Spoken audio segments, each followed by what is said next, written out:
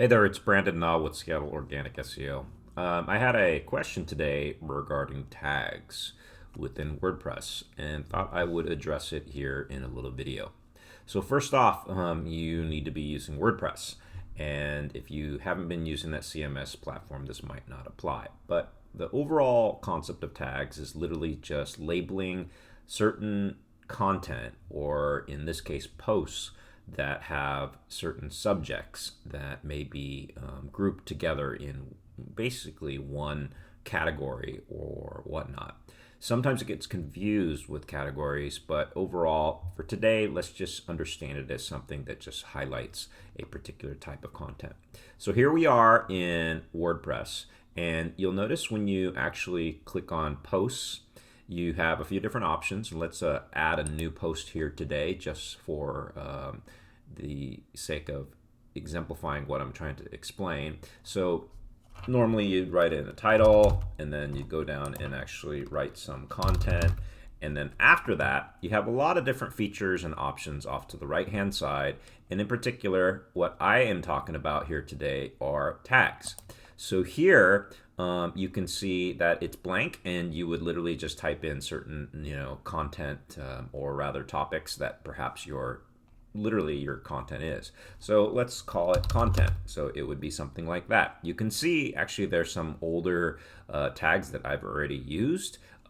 Frankly, you can use as many as you want, very different ones. It really doesn't matter. However, if you are strategically thinking about it, you might want to use certain tags that make sense that you can use over and over and over.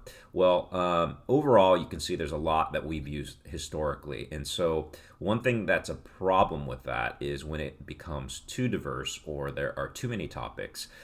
Unfortunately, your posts do not come up in aggregate or underneath a particular grouping.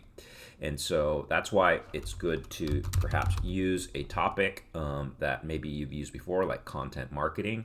And then the more you have out in the real world, when you actually post these blog posts, you'll have more that are actually tagged according to that particular topic. So you can just do this and literally add. So content marketing, and then it shows up here. And so that's one thing.